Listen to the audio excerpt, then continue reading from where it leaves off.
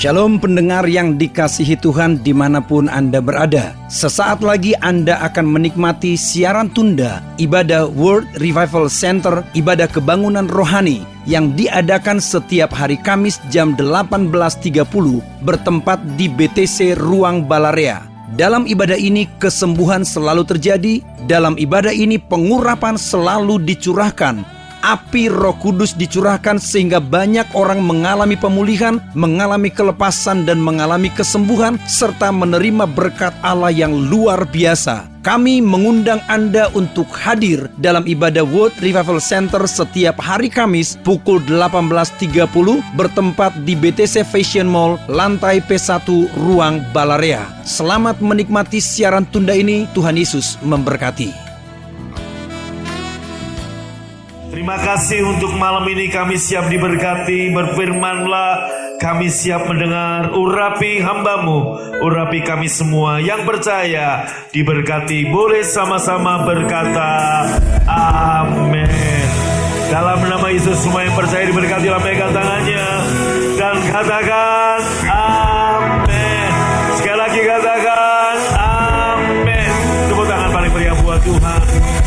Katakan amin, haleluya, amin. Semua diberkati Tuhan, shalom. Gimana kabarnya saudara semua? Amin. Boleh duduk saudara. Bapak Ibu, kita baru mendengar penjelasan dari Bapak Presiden tanggal 14 Juni kemarin.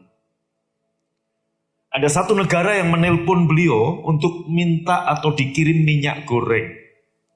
Mungkin bagi kita sepele minyak goreng. Tapi satu negara karena tidak ada minyak goreng, gak ada sembako, terjadi chaos, yaitu Sri Lanka. Dan ini negara minta dikirim. Kalau urusan sembako, pangan udah gak ada, itu akan merembet ke urusan politik dan sebagainya. IMF berkata ada 60 negara terancam ambruk ekonominya, yang sudah pasti 40 negara. Ini yang bilang Bapak Presiden. Maka saudara, apalagi yang mau kita kerjakan? Maka Tuhan kasih saya ayat ini dari beberapa minggu yang lalu. Kita baca, kesudahan segala sesuatu sudah dekat. Betul? Kesudahan segala sesuatu sudah dekat. Karena itu, kuasailah dirimu. Dan jadilah tenang, supaya kamu dapat berdoa. Yang amin cuma depan, yang belakang gak amin. Amin. Bapak Ibu yang dikasih Tuhan, dari sini kita mulai mengerti persediaan makanan dunia itu makin hari makin tipis. Perang Ukraina, Rusia makin memperparah.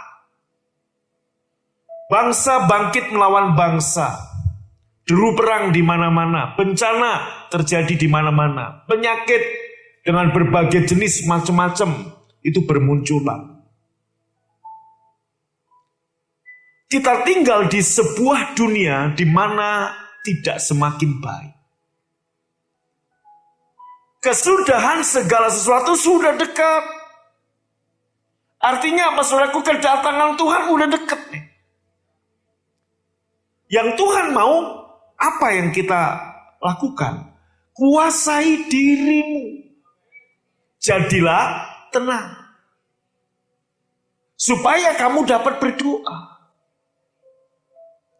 Kalau hari ini Bapak Ibu Saudaraku masih punya pekerjaan, bersyukur. 60 negara diperkirakan gak lama lagi ambruk ekonominya. Yang udah pasti 40 negara. Ini yang bilang orang nomor 1 di Indonesia. Mau disangkal. Maka dalam keadaan seperti ini jangan berbuat bodoh. Kuasai diri. Saudaraku, Anda tahu, iblis itu punya target. Orang itu dibuat jahat, sejahat-jahatnya. Mau orang di dalam gereja, mau di luar gereja, iblis punya target gimana caranya bikin si A, si B ini menjadi semakin jahat. Itu target pertama. Tahukah Bapak Ibu bahwa target ini juga nggak selamanya mulus. Ada gagalnya. Maka iblis punya plan B. Apa rencana kedua? Bikin orang.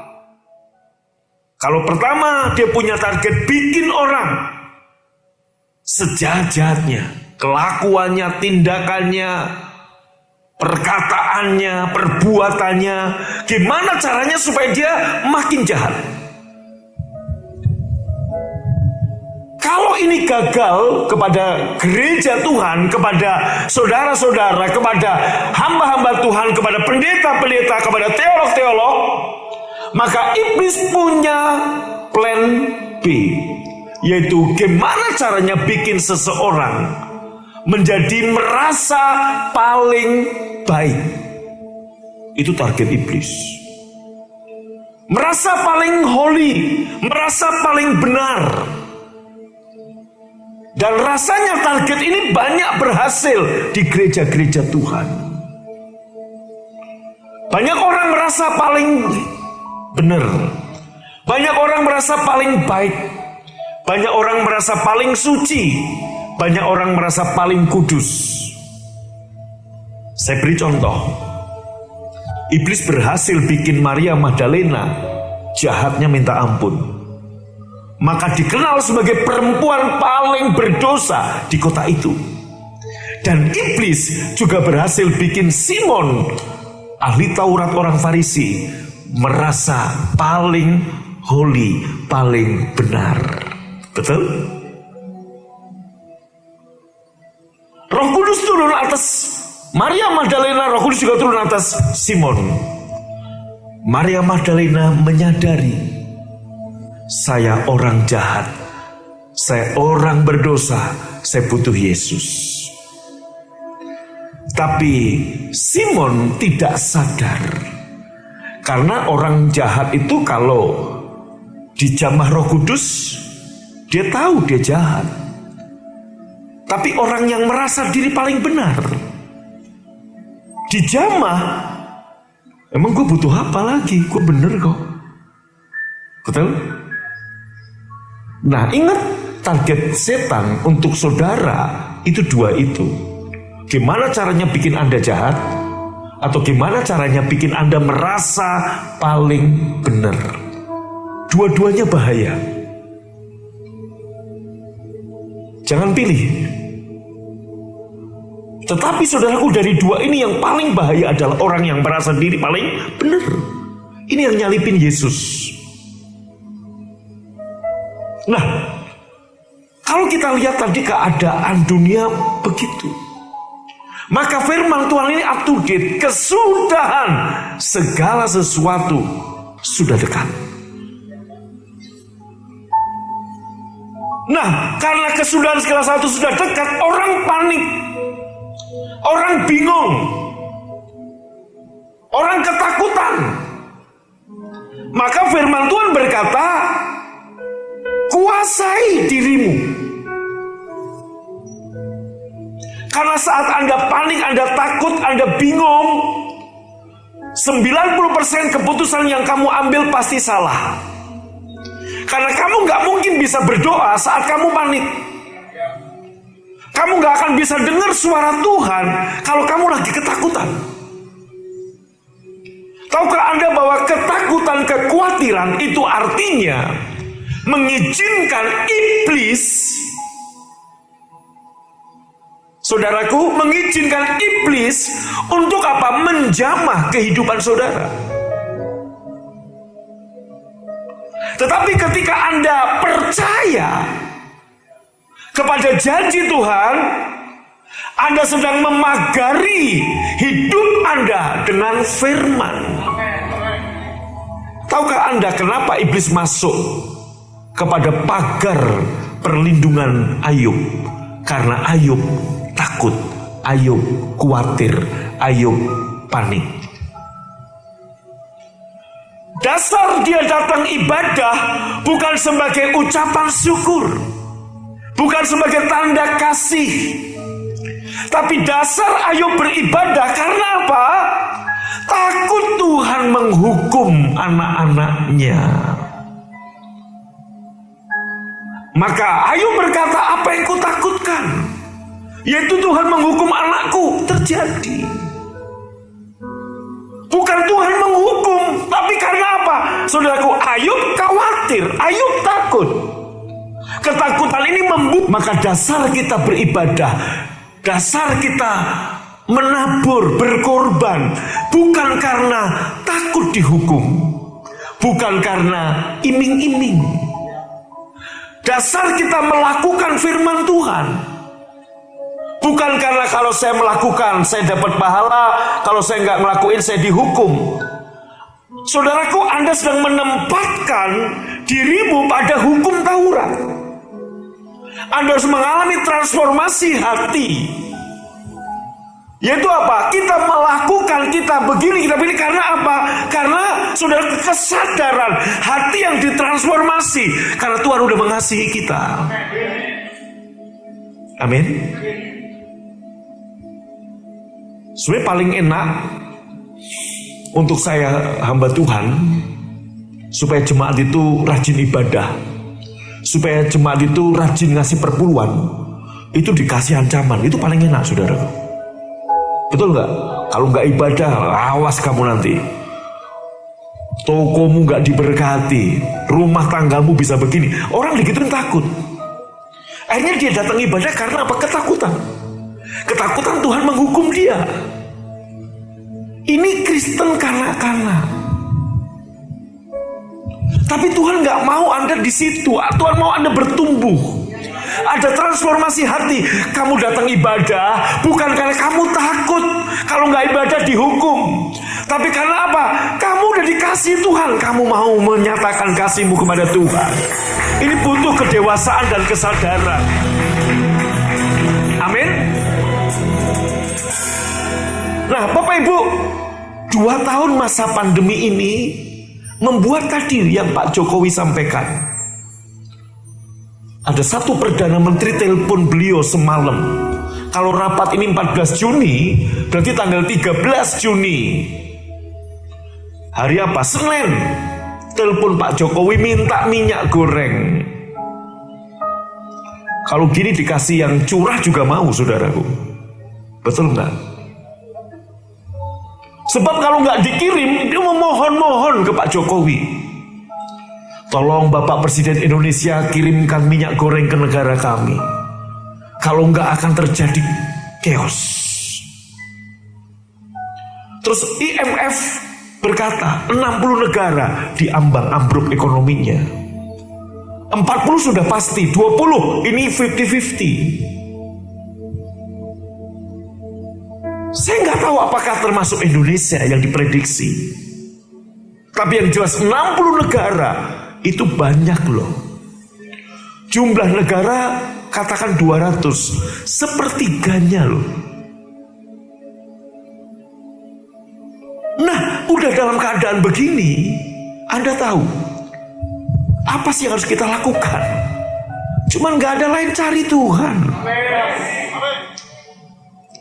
Maka Yesus berkata, damai sejahteraku, Roh Kudus adalah roh damai sejahtera, kutinggalkan bagimu. Amin. Hari ini saya percaya Anda semua yang hadir, Anda sedang datang meminta Tuhan tolong Anda. Anda datang ke alamat yang tepat, Holy Spirit, saudara. Berkunci deh. Holy Spirit reign. Kuncinya apa itu? D.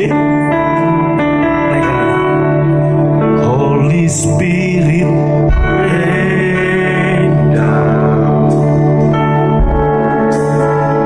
Holy Spirit rain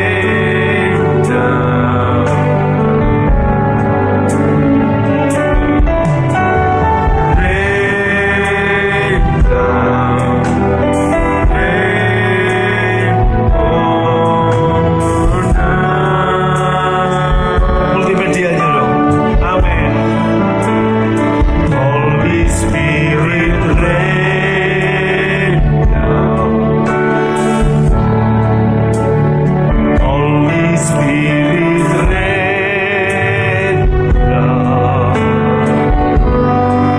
Angkat tanganmu, katakan rain down, rain on us. Katakan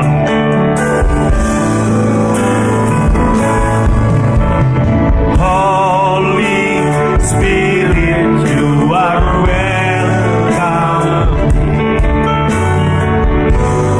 Please present me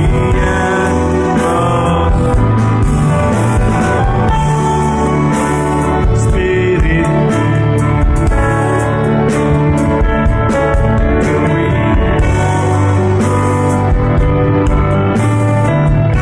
Mari bangkit berdiri sama-sama, katakan Hallelujah. Spirit, you are welcome. Come Lord, this place and fill the atmosphere. Your glory, God, is what our heart longs for.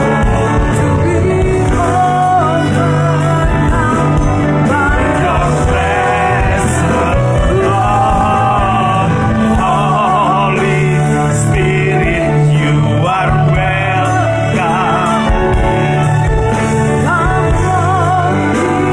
Let's fill this atmosphere. Your glory, God, is what our heart longs for. Overcome by your presence, Lord. Holy Spirit. Bapak, mari Bapak Ibu angkat tanganmu, katakan, saya butuh Engkau Roh Kudus. Tuntun kami, bimbing kami gerejamu. Haleluya. God is what our heart longs for. Overcome by your presence, Lord.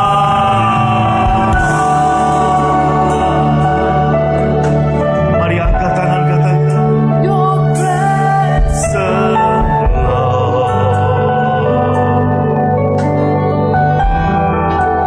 Your presence, Lord.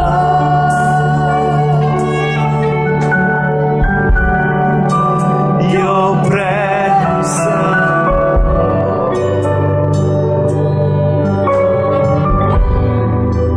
Your presence, Lord.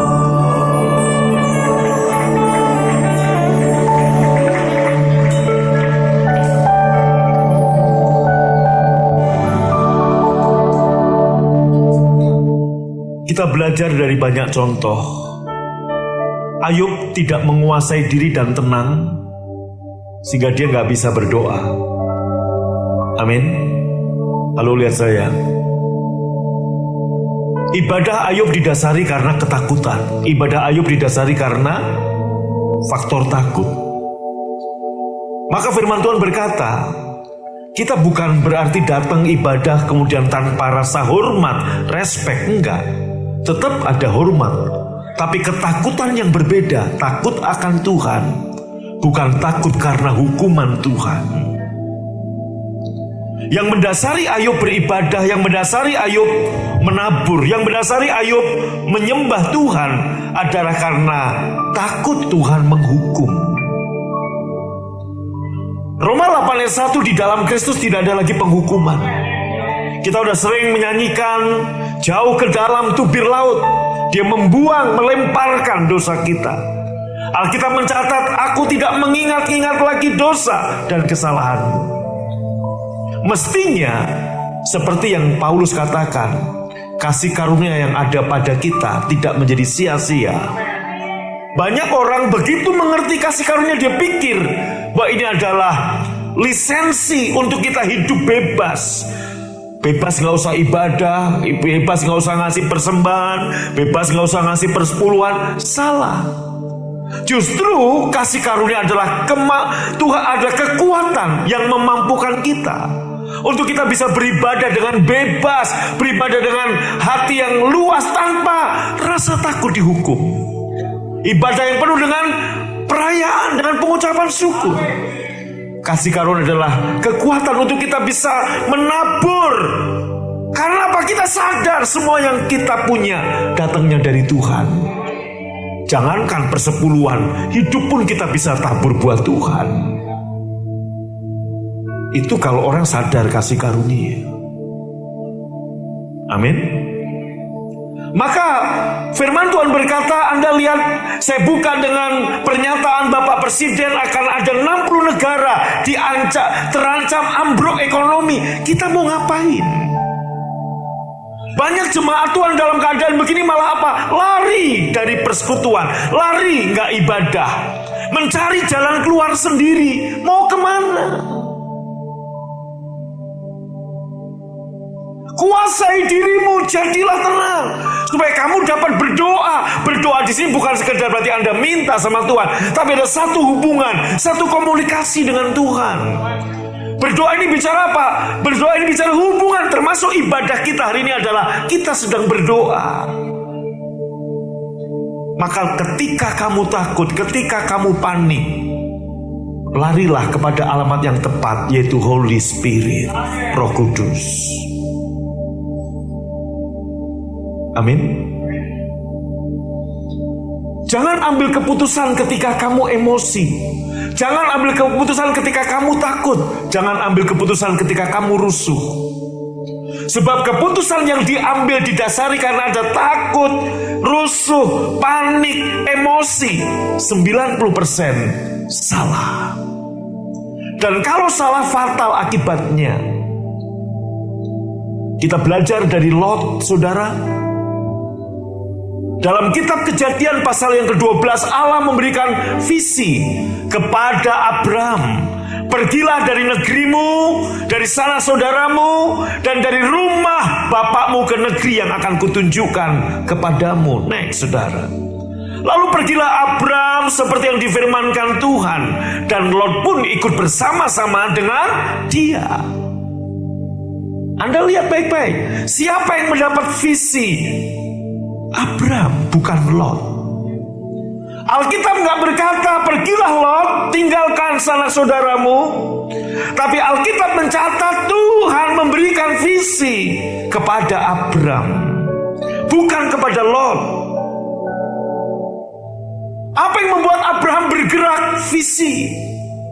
Apa yang membuat gereja ini bergerak? Visi.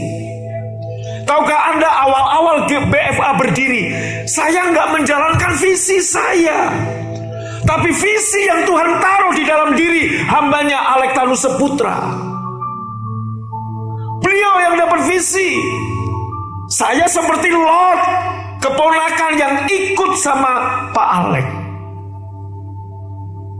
Maka Bapak Ibu, apa yang membuat Tuhan memberkati Abram? Visi, ketaatan Abram pada visi. Dan apa yang membuat Lot diberkati? Lot ikut nempel pada visinya Abram. Dan kita tahu akhir dari cerita Abram dan Lot. Kita lihat saudaraku, Kejadian 13.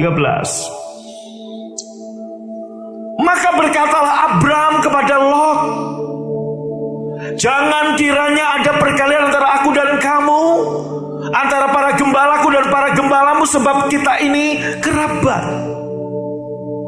Bapak Ibu, dimanapun Anda ditempatkan, bekerja, bergereja, saudaraku, dimanapun Anda berada, bertetangga, akan selalu ada namanya gesekan.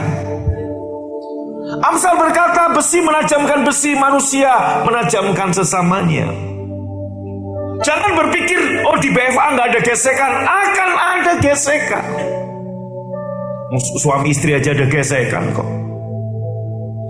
Anda pindah kerja dari bank satu ke bank lain, akan ada gesekan. Anda kerja di satu tempat, perusahaan A ke perusahaan B, akan selalu ada gesekan. Di gereja BFA Anda pindah dari departemen youth ke departemen umas, akan ada gesekan. Betul nggak? Apalagi Anda paling muda. Di departemen umas Anda akan ada gesekan sama omah-omah. Akan selalu ada gesekan. Bagaimana kita meresponi gesekan itu? Kuasai diri. Jadi tenang, supaya kamu dapat berdoa. Jangan marah, sabar.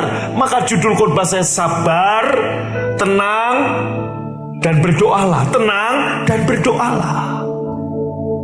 Gimana bisa tenang? Kuasai dirimu. Amin yang mantap dong. Amin. Iya. Amsal berkata, kita buka Amsal, orang yang sabar melebihi seorang pahlawan, orang yang menguasai diri melebihi orang yang merebut kota. Versi lainnya, orang yang lambat marah lebih baik daripada orang yang perkasa. Menguasai diri lebih baik daripada menguasai bala tentara. Tuh. Kesabaran mencegah kesalahan besar. Betul? Amin. Nah saudaraku, udah jelas. Bahkan dunia medis mencatat waktu kamu marah, saudaraku, itu mengurangi hal-hal yang baik dalam dirimu. Kamu mengeluarkan zat yang gak baik. Tapi saat kamu sukacita, kamu bersyukur, ada endorfin yang keluar. Itu akan membuat kekebalan tubuh sehat. Amin dong. Setuju? Makanya Bapak Ibu, gimana orang yang cepat marah karena dia nggak bisa kuasai dirinya. Mau kita bertetangga dengan siapapun, akan selalu ada gesekan. Sekali lagi, Bapak Ibu, tolong catat baik-baik. Kenapa Abraham diberkati? Perhatikan. Kita ada ini karena keputusan yang kita ambil beberapa waktu yang lalu. Setuju? Oh iya. Kita ada hari ini karena keputusan kemarin. Nah, kembali ke kitab Kejadian. Satu kali saudaraku, Tuhan kasih visi pada Abraham. Saudaraku, Anda lihat, siapa yang dapat visi? Abraham. Lot ikut. Kenapa Abraham diberkati? Dia setia dengan visi yang Tuhan beri. Kenapa Lot diberkati? Dia ikut visinya Abraham. Artinya dari sini kita ngerti, nggak semua orang dapat visi. Amin. Maka Bapak Ibu, saya nggak merasa bahwa saya paling hebat. Maka tadi saya bilang, kenapa saya bisa diberkati? Saya ikut visinya Pak Alek. Maka 3 kali Pak Alek ngusir saya dari Betani. Saya nggak mau.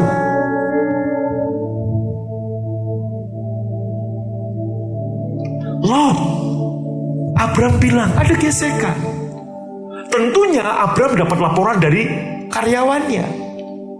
Abraham namanya orang udah tua. Kadang saudaraku lagi moodnya nggak baik, dia panggil ponakannya, Lot sini. Udah lu bisa aja sama gue. Harusnya Lot berkata seperti saya, Om, kemana aku pergi? Waktu saya diusir Pak Alek dari Betani, saya bilang, Om, Betani rumah saya, Om bapak saya. Lah kalau Om ngusir saya mau kemana? Pakai gereja, pakai bahasa Jawa. Banyak gereja di luar, masuk asono. Itu bukan rumahku, Om. Ini rumahku. Wes, orang mau man. Saudaraku, Pak Alek begitu. Tapi Anda lihat, 3 kali saya nggak mau. Sampai terakhir beliau khotbah di sini, jasnya dikasih ke saya. Dan kalau sekarang saudaraku, sinode GBUB ada karena beliau bilang ke saya, Agung, waktumu, kamu sudah punya visi sendiri. Tuhan kasih buat kamu. Jendela waktuku sudah mulai menutup, jendelamu baru membuka. Lanjutkan itu, saudara. Amin. Hal yang sama nasihat saya buat saudara. Kenapa saya diberkati? Tuhan kasih saya visi. Dan saya mau setia dengan visi ini. Pertama visi yang Tuhan berikan lewat Pak Alex saya teruskan, dan kemudian Tuhan kasih saya visi sendiri. Kenapa Anda diberkati? Jadilah seperti Lot, ikut visi. Tapi saudaraku, pada waktu Anda memisahkan seperti Lot pada visi yang Tuhan beri, Anda akan lihat seperti Lot. Pak, kenapa Tuhan hukum Lot? Enggak, Tuhan sayang. Kalau Tuhan hukum Lot, Lot mati di Sodom Gomora. Tuhan sayang. Bapak Ibu, Anda lihat waktu Abraham ngomong begini, ayat 10, Anda lihat, maka saudaraku, apa yang Lot katakan, lalu Lot melayangkan pandangnya, dan dilihatnya bahwa seluruh lembah Yordan banyak airnya, seperti, baca yang keras bro, seperti, artinya Anda lihat dalam diri Lot pun sudah kepikir untuk apa? Memisahkan diri dari Abraham. Betul nggak? Harusnya Lot bilang gini, cek. Oi ikut ngecek, oi. Ngeceknya bilang, kamu pergi. Enggak, oi, enggak cek. Kemana oi pergi, cek? Kalau ini orang Batak, Bapak udah atau tulang, gimana aku pergi tulang? Kau suruh aku pergi, aku nggak mau tulang. Engkau yang dapat visi, engkau yang dipanggil tulang. Tapi Lot ini kurang ajar. Anda tahu kurang ajarnya pertama, dia udah punya hati. Maka begitu itu dia langsung apa? Lot melayangkan pandangnya. Dilihat, lembah Yordan, baik. Hati-hati ambil keputusan. Bro, sis. Ada banyak pasangan suami istri kalau ketemu saya konseling, Pak, saya ditawarin begini. Saya bilang, terus kamu pisah sama istri anakmu? Iya, Pak. Hanya beda 2-3 juta. Kamu pisah sama keluarga untuk sekian waktu yang lama. Menurut Bapak gimana? Kamu yang ambil keputusan, jangan saya. Kamu yang jalanin kok. Saya hanya memberikan arahan. Kamu mau ambil silahkan, enggak juga urusan kamu. Untung rugi bukan gua, lu. Tapi tanya sama Roh Kudus. Untuk ambil kuliah pun juga tanya sama Roh Kudus. Makanya begitu Anda pindah, ya ini anak-anak muda, begitu Anda mungkin tamat SMA nanti kuliah di Jakarta, di Surabaya, di mana, saudaraku, jangan jauh-jauh dari BFA. Yang amin orang tuanya, anak-anak muda. Emang Pak Wewe mau kuliah di mana? Amin. Halo, amin. Iya, supaya apa? Atmosfer, sebab firman Tuhan jelas, pergaulan buruk merusak kebiasaan baik. Kalau nyanyi yang semangat bro, amin. Kurang mantap aminnya, amin. Tapi gak apa-apa. Ini ada pendeta ngelucu bener juga, saudaraku, saya lihat ada beberapa tadi nyanyi ngomong amin juga gak amin. Ini jadi ingat burung beo di Taman Pramuka, saudara. Ada burung beo yang pinter ngikutin, pinter nyanyi, ngikutin omongan orang. Ditanya sama si orang yang mau beli, kok ini berapa harganya? Oh ini 5 juta. Wah murah kok, pinter nyanyi, pinter ini 5 juta. Iya murah 5 juta. Sebelahnya ada burung beo yang diem aja dari tadi. Yang ini kok, ini 10 juta. Kok diem 10 juta? Iya. Kenapa lebih mahal kok? Iya, karena apa? Ini yang nyanyi, ini yang menciptakan lagunya. Jadi kalau Anda yang suka diam-diam, mungkin Anda yang menciptakan khotbahnya. Saya yang suruh khotbah. Amin. Yang nyanyi-nyanyi tadi mungkin itu yang menciptakan yang diam. Halo. Success people, prosper people. Amin. Iya. Ada pencipta lagu di sini nggak ada kan? Sama-sama dong memuji Tuhan yang benar. Amin. Amin. Haleluya. Tepuk tangan dong buat Tuhan. Katakan amin. Oke. Terus saudaraku, kita lihat. Sebab itu Lot memilih seluruh lembah Yordan, lalu ia berangkat ke sebelah timur dan mereka berpisah. Awalnya Lot tinggal dekat Sodom dan Gomora. Kalau Anda baca Alkitab, lama-lama Lot tinggal di dalam kota Sodom dan Gomora. Lama-lama Sodom dan Gomora yang tinggal dalam diri Lot. Saya ulangi, awalnya Lot tinggal dekat Sodom dan Gomora. Lama-lama dia ada di dalam kota Sodom dan Gomora. Dan akhirnya Sodom Gomora udah musnah, tapi Sodom Gomora tinggal di dalam hati Lot dan keluarganya. Makanya istrinya pada waktu pergi, hatinya tetap melihat harta. Tuhan mau menyelamatkan Lot. Apa artinya harta?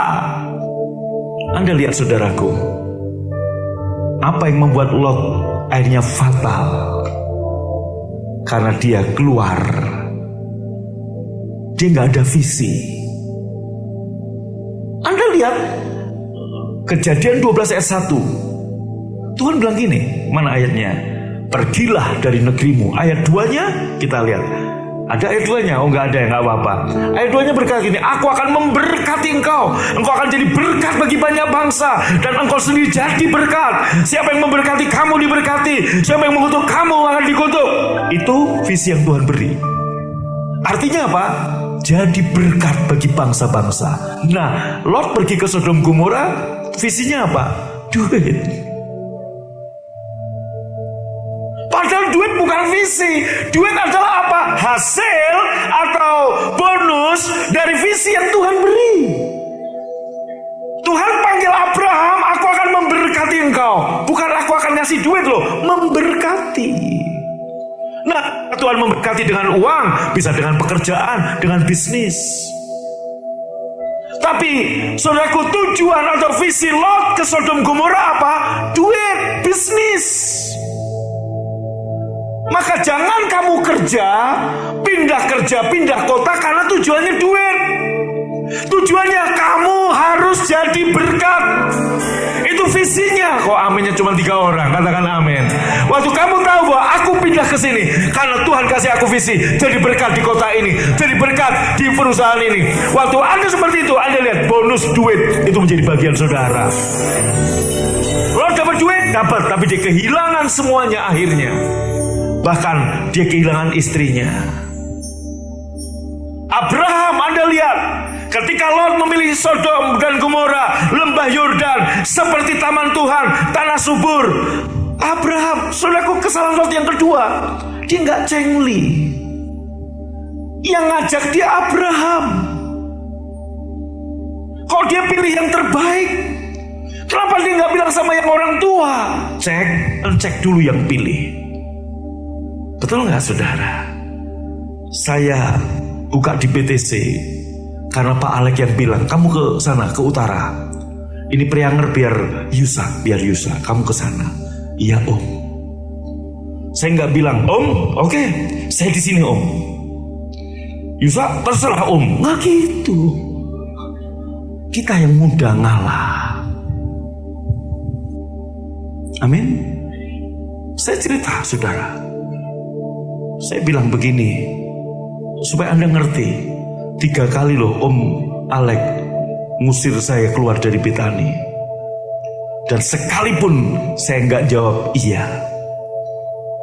Mungkin Anda berkata nggak ada saksi, Pak Geri saksi dengar sendiri. Saya berkata, enggak Om, ini rumahku. Lebih baik di sini. Sama-sama? Iya. Itu dia. Oke, saya tutup. Kuasai diri, jadi tenang, bisa berdoa. Waktu kamu berdoa, kamu dapat jawaban dari Tuhan. Tuhan, aku lagi pacaran sama si A. Jangan ambil keputusan kalau kamu lagi, saudaraku, panik, takut. Contoh, kamu lagi berantem sama pacarmu. Emosi kan, dua-dua kan? Udah putus aja, oke. Emang cuma lu, gue bisa putusin juga. Ayo kapan? Emosi. Jangan dulu. tenang. Tapi kalau dia bukan seiman, langsung putusin, gak usah berdoa. Kalau seiman, kita doa lagi. Kalau dia gak bawa kamu dekat sama Tuhan, malah bawa kamu jauh sama Tuhan, itu kedua. Yang ketiga, dituntun damai sejahtera apa tidak? Ya, Dodi mau bisnis bareng Pak Novian, katakan begini, kalau nggak damai jangan. Damai, lanjut. Roh Kudus itu nuntun di sini kok. Damai atau tidak? Sedikit aja nggak damai, nggak usah. Saya juga belajar dalam hal-hal kecil, termasuk saudaraku beli sesuatu. Saya katakan beli properti mau saya jual lagi. Saya tanya sama Tuhan, Tuhan beli nggak ya? Jangan buru-buru, sabar.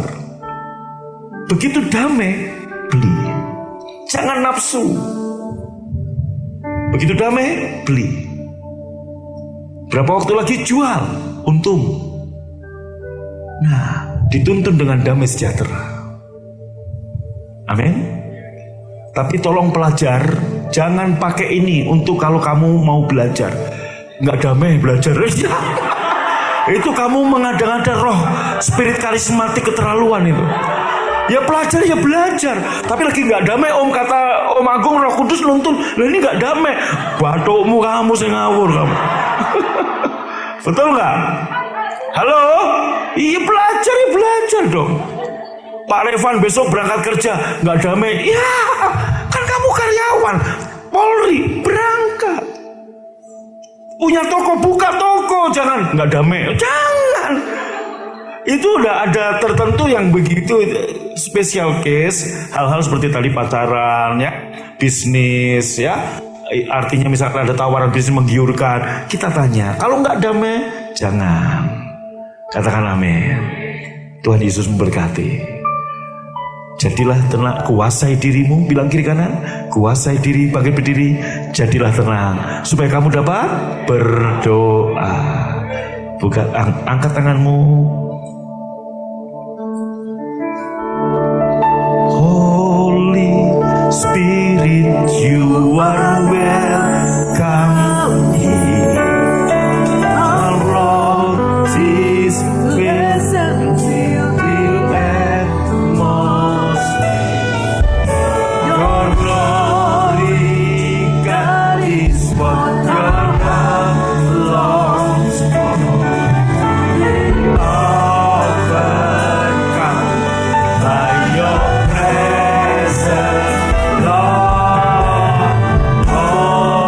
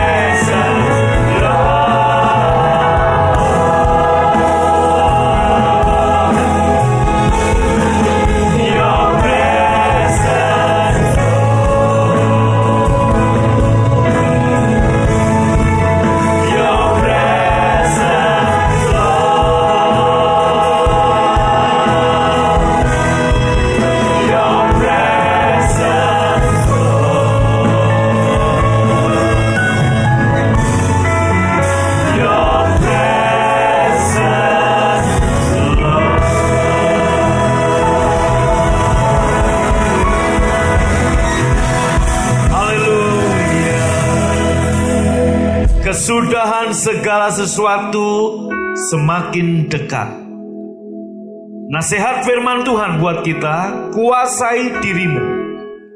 Jadilah tenang, supaya kamu bisa berhubungan dengan Roh Kudus. Selama kamu masih panik, takut, rusuh, kamu gak bisa tenang. Dan kamu gak bisa berdoa, kamu gak bisa berhubungan dengan Tuhan. Maka jangan ambil keputusan sebelum kamu tenang dan kemudian berdoa. Setelah kamu berdoa, Roh Kudus akan menuntun kamu dengan sejahtera atau tidak sejahtera. Baru ambil keputusan. Kita belajar dari Lot, dia tidak tenang. Ada nafsu di dalam dirinya. Dan dia ambil keputusan yang salah. Dia pergi dari Abraham dengan tangan penuh. Dia keluar dari Sodom Gomora dengan tangan kosong. Dan Sodom Gomora tidak pernah keluar dari dirinya. Anak-anak muda, orang-orang tua, jangan ambil keputusan ketika kamu takut, ketika kamu panik, ketika kamu rusuh. Kuasai dirimu lebih dulu. Tenangkan, berdoa, tanya sama Roh Kudus. Maka engkau akan mengambil keputusan yang tepat. Malam ini, mari angkat roti dengan tangan saudara. Terima kasih untuk tubuh dan darahmu. Tuhan Yesus mengambil roti, mengucap syukur, memecah-mecahkannya, memberikan pada murid-muridnya dan berkata, inilah tubuhku yang terpecah-pecah bagimu, ambillah dan makanlah.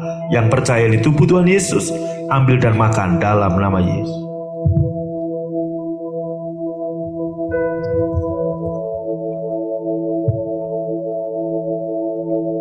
Angkat cawan dengan tangan kanan saudara. Kemudian Tuhan Yesus mengambil cawan, mengucap syukur, memberikan pada murid-muridnya dan berkata, inilah cawan perjanjian baru yang dimeteraikan oleh darahku, ambillah, minumlah. Yang percaya, ambil dan minum dalam nama Yesus. Sembuhlah yang sakit dalam nama Yesus. Diberkatilah engkau yang berkekurangan. Aku deklarasikan, tidak ada satupun yang kurang, tidak ada satupun yang sakit. Engkau penuh di dalam Yesus. Engkau komplit di dalam Yesus. Diberkati hidupmu, diberkati keluargamu, diberkati bisnismu, pekerjaanmu, masa depanmu. Terima kasih Tuhan untuk malam hari ini. Berkati juga tangan-tangan yang mau menabur, yang memberi, berkati berlipat ganda. Dan sebelum kami pulang, kami terima berkat Tuhan. Pulanglah dengan selamat dan terimalah berkat yang berlimpah-limpah dari Bapa di surga, cinta kasih dari Tuhan Yesus, persekutuan yang manis Roh Kudus menyertai memberkati engkau dari sekarang sampai selama-lamanya. Yang percaya diberkati berkata amin.